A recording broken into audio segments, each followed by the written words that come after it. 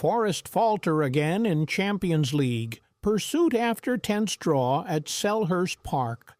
In a match brimming with tension, controversy, and missed opportunity, Nottingham Forest's ambitions of Champions League qualification took another hit as they battled to a 1-1 draw against Crystal Palace on Monday night at Selhurst Park. What began as a cautious, scrappy affair ignited into a dramatic second-half spectacle, but it ultimately ended in frustration for Nuno Espirito Santo's side, who now find themselves slipping further behind in the race for Europe's elite competition. The race tightens and Forest lose their grip. It's the cruel nature of top-flight football. Even a single point can feel like a defeat when you're chasing giants. Forest entered the weekend in 6th place, hungry to keep pace with the likes of Manchester City, Chelsea, and Aston Villa, all of whom secured critical wins. With just 3 matches remaining, Forest's draw leaves them 2 points off the coveted top 5 and needing near perfection from here on out. This was supposed to be a chance to pounce. Instead, Forest let it slip.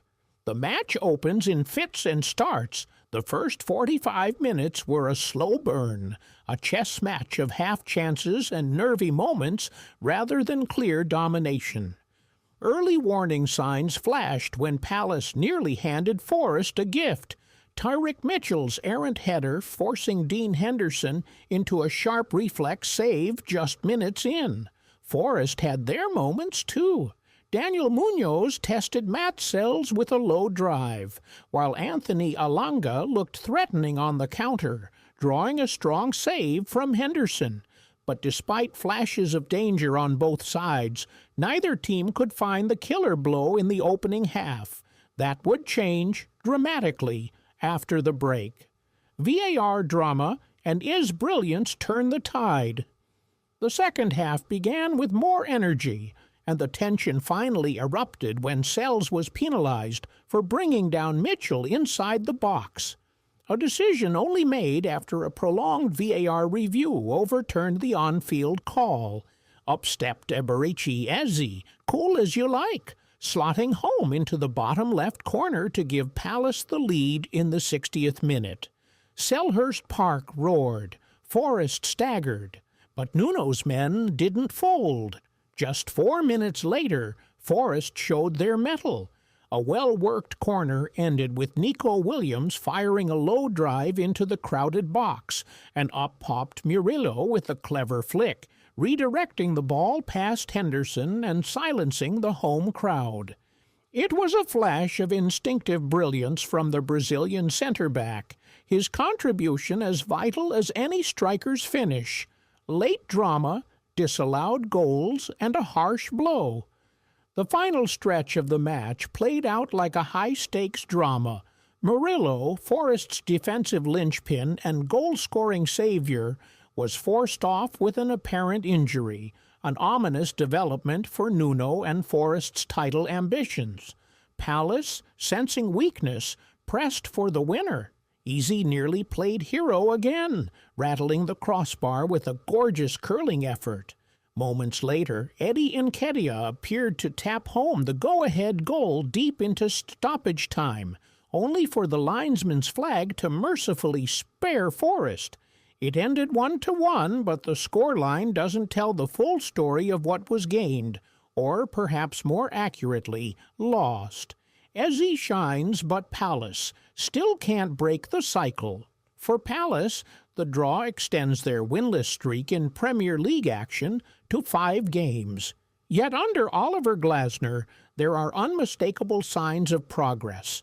The team that dismantled Aston Villa in their FA Cup semi-final showed grit and flashes of attacking threat here, spearheaded by a vibrant Eze.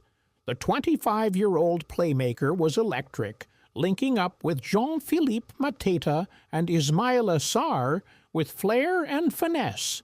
His penalty was clinical, his creativity undeniable, and his effort off the bar nearly a match winner. Still, the winless run lingers, and the Premier League table doesn't lie.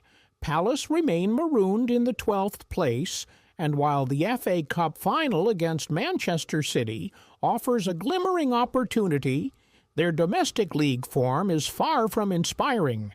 Forest's dream is alive, but barely. For Forest, the situation is more delicate. Defeats to Aston Villa, Everton, and Brentford had already rocked their Champions League chase. Then came the gut-punch FA Cup semi-final exit at the hands of Manchester City. Monday's draw, in isolation, isn't a catastrophe, but it's part of a troubling pattern. Forest have now conceded first in 4 of their last 5 league outings, and their record when doing so in 2024-25 is abysmal. Just 1 win from 10 attempts. It's a trend that no Champions League hopeful can afford to carry into May. Still, there were positives. Forest responded well to adversity, and Murillo's presence at both ends was immense until his unfortunate exit. The team didn't crumble under pressure. They fought. They stayed alive. But will that be enough? Their next clash, at home against already relegated Leicester City, is a must-win. No